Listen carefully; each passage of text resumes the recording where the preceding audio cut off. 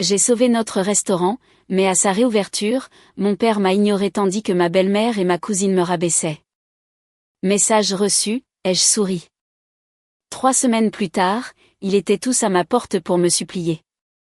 Je me suis garé sur le parking du bistrot du port à 17h30, les mains crispées sur le volant comme si c'était la seule chose qui me rattachait encore à la réalité. Le soleil descendait lentement sur le port d'Honfleur, projetant de longues ombres sur le goudron craquelé et scintillant sur les guirlandes lumineuses que Céline avait absolument tenu à suspendre aux rambardes de la terrasse.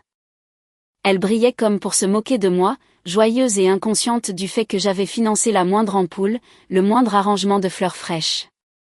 Chaque détail qui faisait ressembler cet endroit à un bistrot haut de gamme plutôt qu'à un repère de quartier vieux de 20 ans et au bord de la faillite venait de moi. Je suis restée assise là un moment, laissant le moteur ronronner sous moi, essayant de me préparer à la soirée qui allait se dérouler. La grande réouverture. 5 ans de dettes, de sueur et de stress reposant sur une nuit qui, selon mon père et ma belle-mère, devait mettre en valeur la renaissance du patrimoine familial. Et pourtant, je me sentais plus comme une spectatrice invisible que comme une participante active. J'avais commencé modestement, bien sûr, il y a des années, lorsque les premières fissures étaient apparues. Une livraison de fruits de mer en retard, un compresseur de congélateur en panne, des factures impayées qui s'accumulaient. J'avais alors 29 ans, je dirigeais mon propre cabinet de conseil en design, gérant à peine mes propres comptes. Mais d'une manière ou d'une autre, dans cette folie de vouloir sauver un restaurant familial qui s'effondrait depuis des années, je m'étais transformée en bouée de sauvetage. J'avais couvert les salaires lorsque les excuses de mon père s'épuisaient, appelé les fournisseurs en son nom, envoyé des fonds pour des réparations imprévues et signé des baux qu'il ne pouvait plus garantir lui-même. Chaque fois que je pensais aider, je me disais que c'était un investissement, un geste de loyauté, une façon de protéger l'établissement que mon grand-père avait construit et dont mon père avait hérité. Mais aujourd'hui, après des années à perdre de l'argent, du temps et de l'énergie émotionnelle dans ce projet, je connaissais enfin la vérité. Ce n'était ni un investissement, ni de la loyauté. C'était de l'exploitation masquée en gratitude et en tradition familiale. Le restaurant lui-même se trouvait au bord du port de Plaisance, le vent salé apportant des odeurs de gazole, d'océan et de moules frites. Je pouvais voir l'eau depuis le parking, les bateaux de pêche oscillant paresseusement sous un ciel rose et doré. Pendant un instant, le port m'a semblé être le témoin silencieux de ma colère muette. Les fenêtres diffusaient une lumière chaleureuse et, à travers elles, je pouvais voir la foule commencer à se rassembler. Le personnel s'activait, quelques visages familiers du quartier qui avaient travaillé côte à côte avec mon père côtoyaient d'autres personnes que je reconnaissais à peine, tous vibrants d'excitation. Ils croyaient tous que c'était la grande réouverture, le début d'un nouveau chapitre. Aucun d'entre eux ne connaissait le chapitre que j'écrivais depuis des années en coulisses, un chapitre fait de travail non reconnu, d'heures supplémentaires non payées et de mon nom apposé sur chaque document critique et chaque compte qui avait maintenu cet endroit à flot.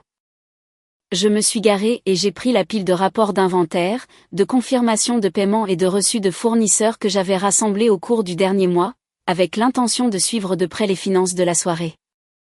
Mon cœur battait plus vite à mesure que j'approchais de la terrasse. Le tintement des verres et le faible murmure de jazz du trio près de l'entrée se fondaient dans un fond sonore qui, dans mon esprit, était à la fois festif et hostile. Je savais ce qui m'attendait. Les plaques de remerciements, les discours, les applaudissements, et je savais pertinemment que je ne verrais mon nom nulle part. Ce n'était pas un oubli. C'était délibéré. Mon père et ma belle-mère avaient toujours excellé dans le contrôle de l'image, présentant au public la vitrine qu'ils souhaitaient tout en effaçant ceux qui avaient réellement rendu les choses possibles. J'avais payé les lumières, les nappes, le nouveau système de caisse enregistreuse, et même le photographe qui immortaliserait chaque visage souriant pour les réseaux sociaux et le journal local. Et pourtant, je me tiendrais ici ce soir comme si j'étais une simple invitée, et non la personne qui maintenait toute l'exploitation en vie. Les portes d'entrée se sont ouvertes et Céline m'a immédiatement repéré.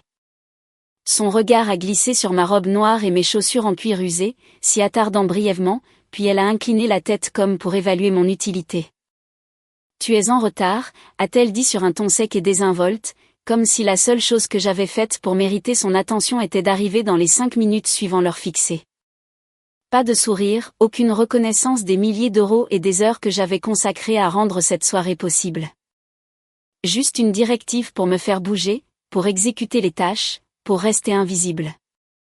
Je suis passé devant Mathieu, mon demi-frère de 24 ans, charmant sans effort et à peine effleuré par les responsabilités, qui bavardait avec des clients qui n'avaient aucune idée qu'ils n'avaient rien fait pour mériter leurs applaudissements. Ma cousine Laurence, 38 ans, directrice des opérations autoproclamées, versait du champagne et racontait des plaisanteries qui déclenchaient des rires pendant que je portais des cartons de verre à vin vers la réserve. Béatrice, la fille de Céline, posait près du nouveau comptoir d'accueil, prenant des selfies sous la nouvelle enseigne, cette même enseigne que j'avais payée.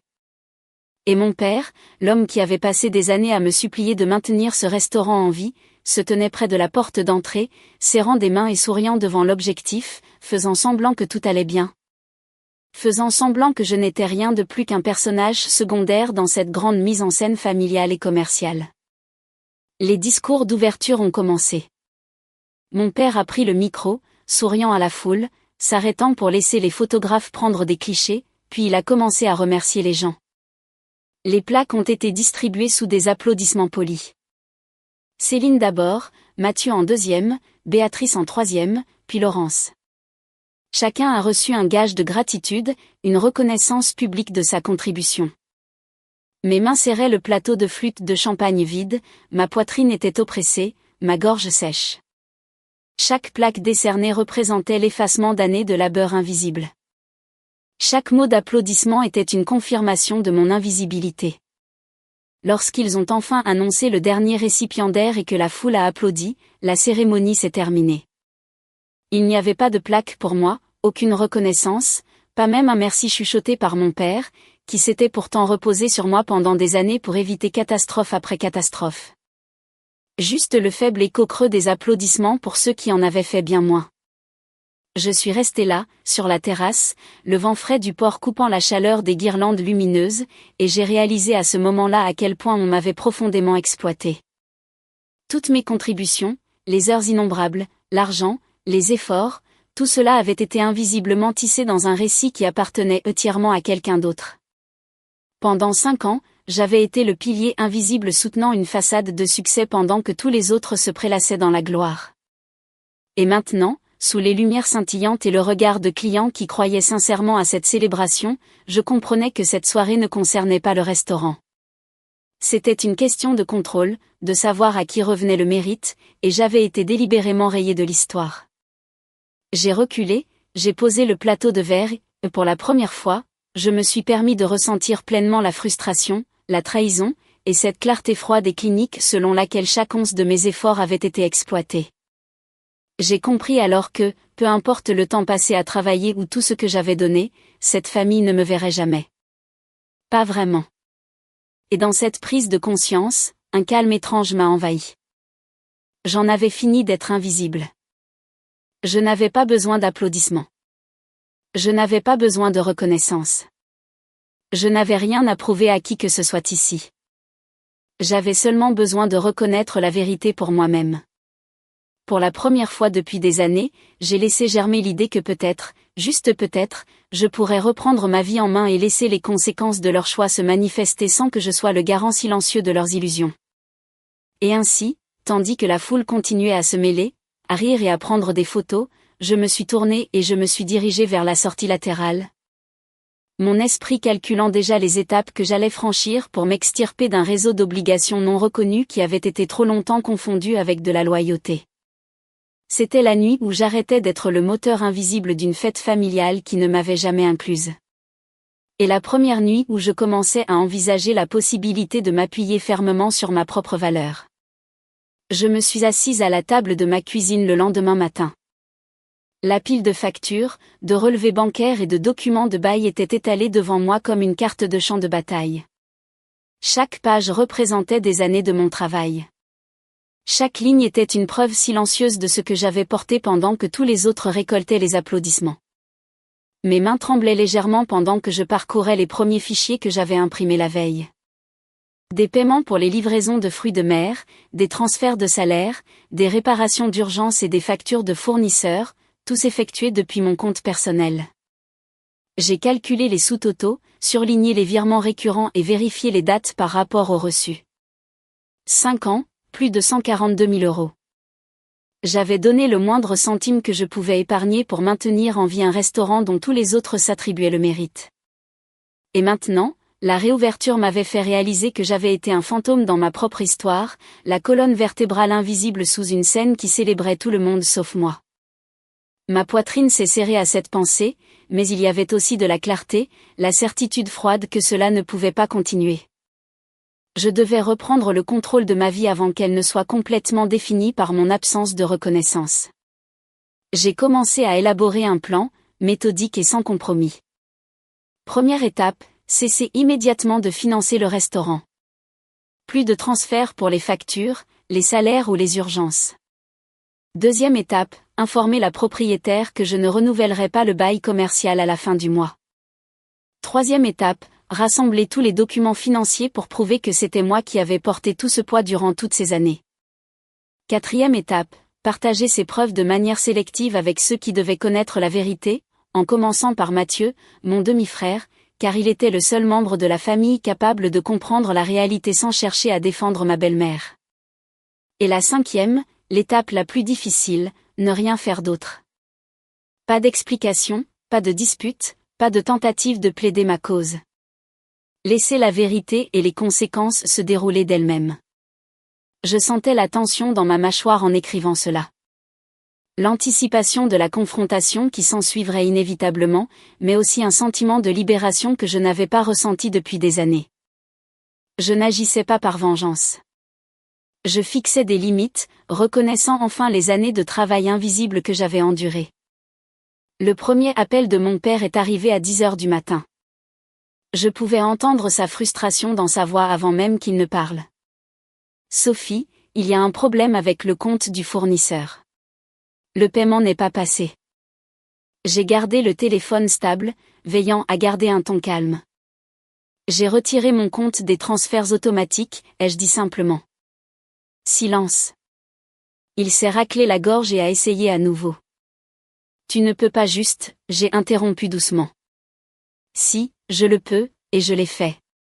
Le restaurant a survécu jusqu'ici grâce à mes paiements. Il survivra un mois de plus pendant que tu mettras tes comptes en ordre. Le bail ne sera pas renouvelé à mon nom, et je ne financerai plus rien d'autre. La ligne est devenue muette.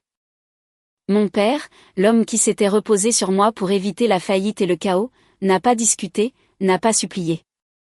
Il a raccroché. Le soulagement a été instantané, bien que teinté d'une étrange peur. J'avais enfin tracé une ligne, et j'avais l'impression de sauter d'une falaise pour respirer un air que j'avais moi-même gagné. Puis les messages ont commencé. Céline a appelé la première, paniquée, exigeant des explications, des larmes dans la voix que je reconnaissais pour les avoir entendues lors d'innombrables crises passées. Mathieu m'a envoyé un SMS confus, ne sachant pas si j'avais perdu la tête ou si tout cela était bien réel.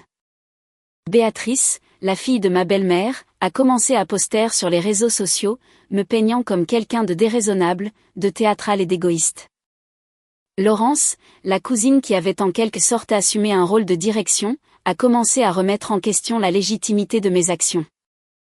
Et mon père, lui, était silencieux, son charme habituel remplacé par quelque chose que je n'attendais pas, de la vulnérabilité.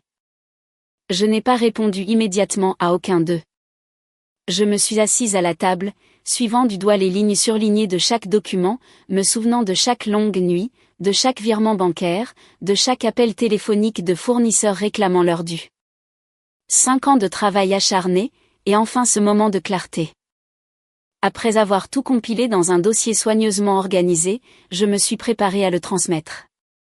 Non pas pour faire honte, non pas pour humilier, mais pour rendre les faits incontestables.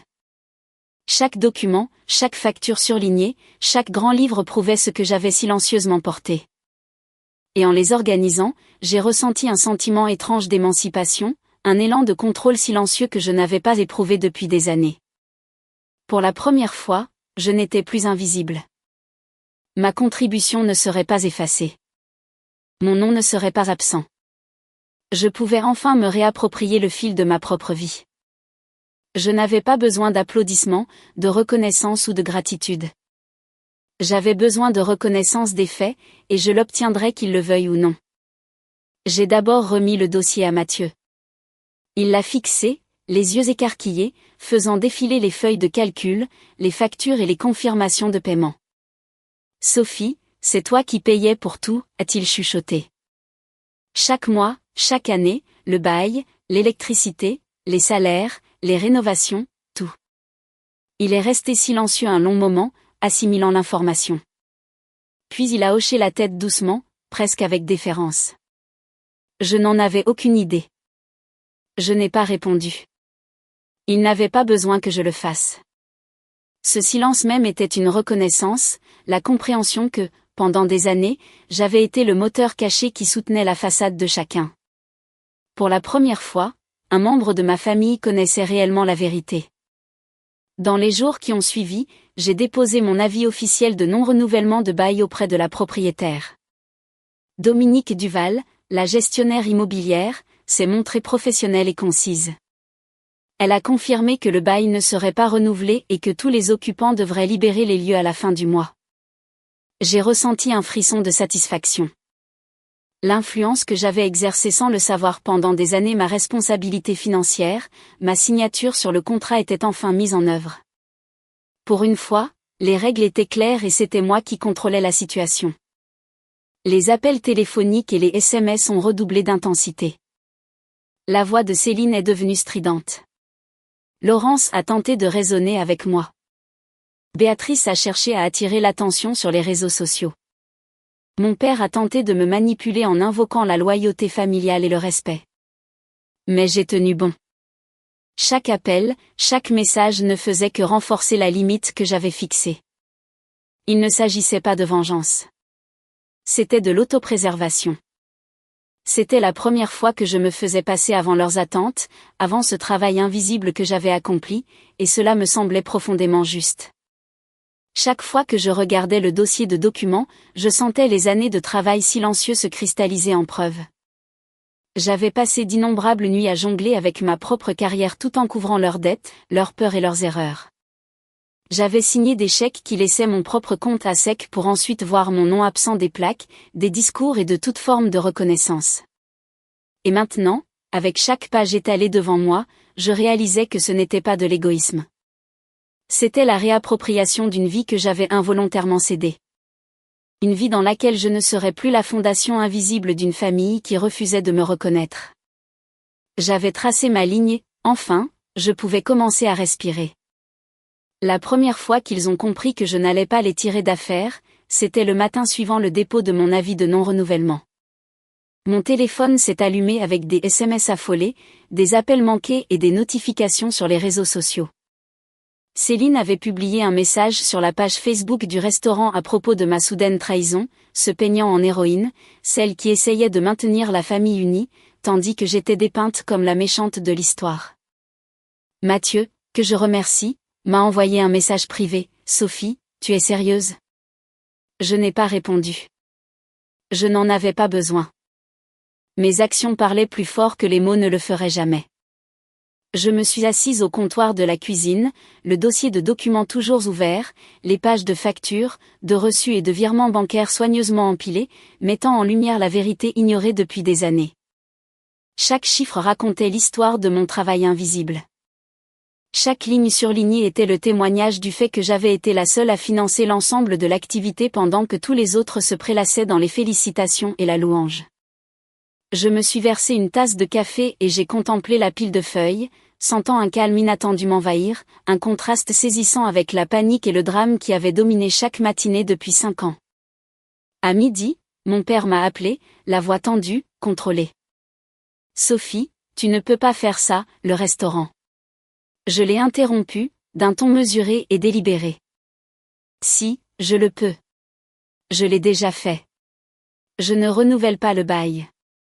Vous devrez fonctionner avec votre propre compte dès le mois prochain. » Le silence sur la ligne a été immédiat et pesant.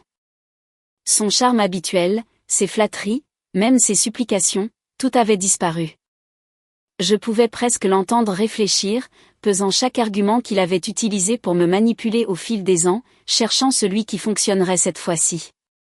Il n'y en avait aucun. La ligne est devenue muette. J'ai posé le téléphone et me suis autorisé un léger sourire. Pour la première fois, j'avais repris le contrôle sans dispute, sans excuse, sans peur. Pour la première fois, la charge de ce travail invisible m'appartenait et je pouvais la protéger. Les jours qui ont suivi ont été une tempête. Céline a appelé et est passée me voir, essayant de me manipuler, de m'amadouer et de me faire culpabiliser. Elle a tenté toutes les tactiques qu'elle avait perfectionnées au fil des ans, sanglots, déclarations dramatiques de sacrifice, appel à la loyauté familiale, sous-entendus selon lesquels j'étais égoïste. Laurence a tenté de me raisonner, la voix tremblante alors qu'elle essayait de négocier, ignorant qu'elle n'avait aucune emprise sur les faits consignés dans mon dossier. Béatrice a publié plusieurs stories Instagram me présentant comme la coupable dans un récit qu'elle avait soigneusement conçu pour des abonnés qui ne savaient rien de la réalité. Et mon père, cet homme qui m'avait supplié de maintenir le restaurant en vie, oscillait entre la reconnaissance de mon droit à fixer des limites et son ego blessé par l'embarras public. À travers tout cela, j'ai gardé le silence, laissant la vérité de mes documents parler pour moi. Chaque tentative de manipulation ne faisait que confirmer la nécessité de mes barrières. Je n'étais plus le moteur invisible. J'étais l'arbitre de ce qui était autorisé à continuer. Mathieu est devenu mon premier allié. Il s'est assis avec moi un soir, téléphone en main, parcourant chaque transaction surlignée, chaque page de bail signée. Sophie, je n'en avais aucune idée, a-t-il dit calmement, mêlant incrédulité et respect dans sa voix. Tu as tout maintenu à flot toute seule. J'ai hoché la tête, laissant le poids de cette reconnaissance s'installer entre nous. Aucun mot de plus n'était nécessaire. Pour la première fois en des années, un membre de ma famille comprenait réellement l'étendue de mes contributions et de l'exploitation que j'avais subie. Ce moment de reconnaissance a été libérateur d'une manière que je n'avais pas anticipée. Il a rendu les confrontations à venir avec le reste de la famille moins intimidantes. J'avais du soutien, même si ce n'était que d'une seule personne, et cela me rappelait que la vérité, une fois documentée et indéniable, était plus forte que n'importe quel mensonge ou manipulation. L'escalade s'est poursuivie lorsque la famille a réalisé que le bail ne serait pas renouvelé. Céline et mon père ont tenté des supplications de dernière minute, essayant de présenter mes actions comme une réaction disproportionnée et théâtrale. Laurence et Béatrice ont argumenté et critiqué, jetant le doute sur mes décisions. Mais plus elles essayaient de déformer la réalité, plus il devenait évident que je m'étais rangé du côté de la vérité et des documents de mon dossier, et non de la loyauté de façade ou de la culpabilité. Chaque appel, chaque message, chaque confrontation devenait un test d'endurance, un défi à mon engagement à maintenir les limites que j'avais établies. Je suis resté ferme, répétant les mêmes déclarations, pas de renouvellement, plus de financement et des documents disponibles pour prouver les années de travail invisible. Leur frustration ne faisait que confirmer la puissance de la clarté, de la cohérence et de la préparation. Je ne négociais plus sous le coup de la peur. J'agissais avec autorité sur ma propre vie. Enfin, le tournant s'est produit lorsque j'ai impliqué directement mon père dans la vérification de la réalité financière. Je lui ai envoyé le dossier complet des documents, comprenant tous les relevés bancaires, les factures et les contrats de bail signés. Il n'a pas réagi immédiatement, fixant les preuves qui démontraient ce qu'il n'avait jamais reconnu pendant 5 ans. Mathieu, qui observait la scène, a chuchoté à voix basse, c'est donc pour ça que tout fonctionnait. Et j'ai su que le vent tournait, que la fondation que j'avais bâtie sous le restaurant, sous ma famille, était enfin reconnue, non pas par des applaudissements ou des plaques, mais par une vérité irréfutable. Céline et Laurence ont été laissées à la dérive, cherchant désespérément des explications. Les récits de Béatrice sur les réseaux sociaux se sont effondrés. Pour la première fois, ma famille était contrainte de faire face aux conséquences de ses propres choix. Sans mon soutien financier continu ou mon travail silencieux, j'avais créé une situation où l'honnêteté était incontournable. Et les résultats, aussi chaotiques soient-ils, étaient libérateurs. À la fin de la semaine, le choc initial s'était transformé en une acceptation réticente. Le bail allait expirer, les comptes seraient transférés, et le fardeau que j'avais porté pendant une demi-décennie ne serait plus le mien. Mon père et Céline ont été contraints de chercher un soutien externe et Laurence, pour la première fois, a dû affronter la réalité que son poste de direction s'accompagnait de responsabilités qu'elle n'avait pas méritées. Mathieu et moi avons commencé à discuter de l'avenir, reconnaissant mon droit de prendre du recul et de poursuivre ma propre vie sans culpabilité ni manipulation. La tension persistait, mais la vérité avait été établie. Pour la première fois, je me sentais libre d'agir dans mon propre intérêt sans m'excuser.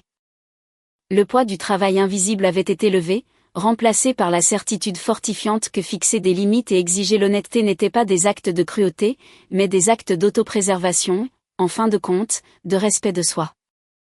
Le jour où le bail a officiellement expiré, je ne suis pas retournée au restaurant. Je n'en avais pas besoin. J'avais remis l'avis des semaines auparavant, et la loi ainsi que la gestionnaire immobilière s'occuperaient du reste. Je me suis assise dans mon petit appartement situé à quelques villes de là, le port visible depuis le balcon, l'eau miroitant sous un soleil d'hiver pâle. C'était calme, à l'exception du cri occasionnel d'un goéland et du faible ronronnement des bateaux au loin.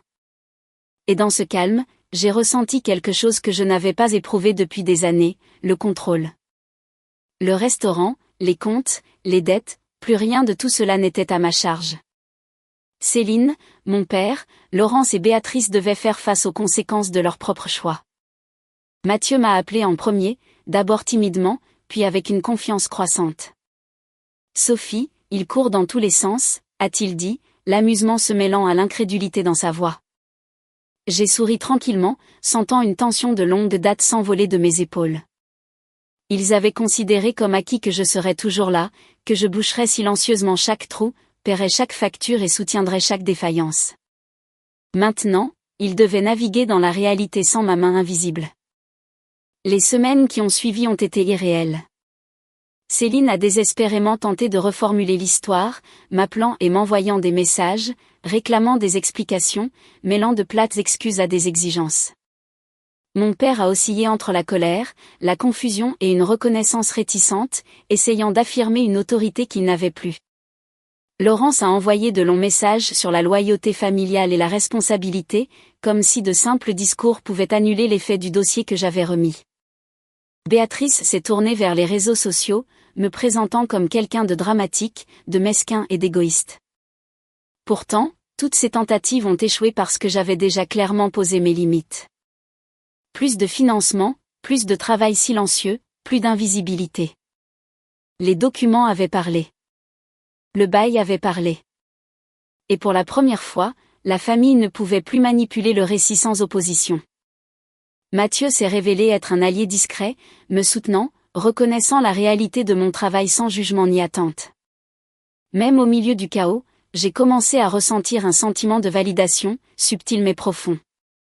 Une reconnaissance que mon travail n'avait pas été vain, même s'il était resté invisible si longtemps. J'ai pris le temps de me réapproprier ma propre vie.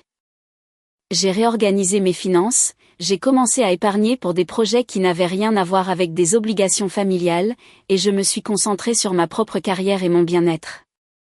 Il y avait une liberté à savoir que le prochain euro dépensé me profiterait à moi, et non à quelqu'un qui l'avait depuis longtemps considéré comme un dû. J'ai commencé par des petites choses. Un nouvel ordinateur portable pour le travail, une escapade d'un week-end, de l'épargne supplémentaire sur mon compte. Chaque action, bien qu'anodine en apparence, me semblait révolutionnaire. Pour la première fois, j'étais la protagoniste de ma propre histoire, et non le soutien silencieux du récit de tous les autres. J'ai réalisé que l'amour et la loyauté ne consistaient pas à se sacrifier constamment, à rester invisible pendant que d'autres reçoivent des éloges, ou à financer le confort d'autrui à ses propres dépens. L'amour, je le comprenais maintenant, pouvait coexister avec des limites, avec le respect de soi, avec la conscience que la survie ne nécessite pas de s'effacer soi-même. Un soir, j'ai reçu un message de Mathieu. C'était une photo du restaurant, affichant désormais un panneau à louer sur la porte, les guirlandes lumineuses et les banderoles de la réouverture ayant disparu. Il a écrit « Ton travail l'a maintenu en vie, Sophie, juste assez longtemps pour qu'il fasse enfin face à la réalité. » J'ai ressenti un mélange de revanche et de soulagement. Ils allaient devoir reconstruire, réévaluer, et peut-être, s'ils avaient de la chance, comprendre la valeur du travail et de l'honnêteté sans mon intervention continue. Mais je n'ai pas jubilé. J'ai simplement répondu au message par un émoticône souriant et j'ai refermé mon téléphone. La satisfaction ne venait pas d'une vengeance, mais du fait d'être enfin sortie de l'ombre dans laquelle j'avais été contrainte de vivre, d'affirmer la vérité sans excuse, et de voir les conséquences retomber là où elles devaient être. Les mois qui ont suivi ont été plus calmes, mais marqués par de légers changements. Mathieu a trouvé un emploi stable, commençant à contribuer de manière responsable à sa propre vie plutôt que de compter sur mon travail pour le protéger. Mon père m'a parfois contacté, toujours un peu maladroit et hésitant, cherchant un lien sans levier financier, et j'ai réagi avec prudence, consciente que la dynamique avait irréversiblement changé. Céline et Béatrice se sont repliées sur leur propre récit, incapables de manipuler les faits. Et Laurence, pour la première fois, a dû affronter la réalité sans filet de sécurité. J'ai commencé à recevoir des appels de membres du personnel fidèle me remerciant en privé d'avoir maintenu le restaurant à flot, reconnaissant que mon travail avait été essentiel et salvateur d'une manière que la famille ne reconnaîtrait jamais publiquement. Cette reconnaissance, calme et personnelle, me suffisait. Je n'avais plus besoin de plaques, d'applaudissements ou de reconnaissance publique. J'avais seulement besoin de la reconnaissance de ma valeur et de la liberté d'entrer dans ma propre vie sans être définie par des obligations invisibles. J'ai commencé à organiser mes journées différemment, en faisant de longues promenades le long du port, en travaillant sur mes propres projets et en m'entourant de personnes qui appréciaient l'honnêteté et le respect mutuel. Je prenais mon café chaque matin sur mon balcon, regardant le lever du soleil se refléter sur l'eau, ressentant un sentiment de calme et de permanence que j'avais ignoré en soutenant une famille et une entreprise qui m'avaient systématiquement effacé. J'ai commencé à guider d'autres personnes dans mon domaine, en leur enseignant l'importance de limites claires, de l'affirmation de soi et de la documentation. Chaque leçon partagée, chaque mise en garde me semblait être une réappropriation de toutes les heures, de toute l'énergie et de tout l'argent que j'avais donné sans reconnaissance. Le dossier de documents reposait toujours dans un tiroir, un rappel de ce qui avait été enduré, mais aussi un témoignage de la puissance de la vérité, de la préparation et du respect de soi. Au printemps, je m'étais complètement détachée des responsabilités opérationnelles de la famille. Le bail du restaurant avait pris fin, les comptes étaient démêlés et les dettes que j'avais portées ne reposaient plus sur mes épaules. Mathieu, désormais indépendant, prenait régulièrement des nouvelles, et notre relation est passée d'un fardeau partagé à un véritable lien fraternel. Les appels de mon père étaient mesurés, prudents et moins fréquents, et j'y répondais selon mes propres termes. Le tumulte autour de Céline, Béatrice et Laurence s'est dissipé pour devenir un bruit de fond, leur tentative de contrôle rendue impuissante par la clarté de la vérité documentée et la fermeté de mes limites. J'avais appris, à travers des années de labeur silencieux puis des années d'affirmation, que le respect doit être exigé, que les limites doivent être maintenues et que l'amour n'exige pas de s'effacer. La liberté que je ressentais était profonde. Je ne confondais plus l'obligation avec l'affection. Je n'acceptais plus l'invisibilité comme une marque de loyauté. J'avais appris que l'amour sans reconnaissance n'est pas de l'amour, c'est une attente. J'avais récupéré mon autonomie, reprenant le contrôle de mes finances, de mon temps et de mon investissement émotionnel. Les leçons de ces 5 années, douloureuses, épuisantes et pleines d'humilité, sont devenues le fondement du prochain chapitre de ma vie. J'ai commencé à m'engager avec le monde selon mes propres termes, en forgeant des relations fondées sur le respect mutuel, l'honnêteté et la clarté. Et pour la première fois, je me suis sentie vraiment visible, vraiment appréciée et vraiment libre. La nuit où je me suis éloignée de la cérémonie de réouverture, de cette famille que j'avais soutenue en silence pendant des années, a marqué la première nuit où j'ai pu respirer sans qu'une obligation ne pèse sur mes épaules. Chaque document, chaque transaction, chaque nuit blanche, chaque marque de reconnaissance ignorée avait abouti à un seul moment d'émancipation. L'entreprise familiale continuerait ou échouerait sans moi. Et cette réalité, autrefois terrifiante, était désormais libératrice. J'avais fixé la limite. J'avais dit la vérité. J'avais revendiqué ma vie, en cela, j'ai découvert la leçon la plus profonde de toutes, que la survie, l'intégrité et le respect de soi ne sont pas des actes d'égoïsme, mais l'essence même d'une force durable.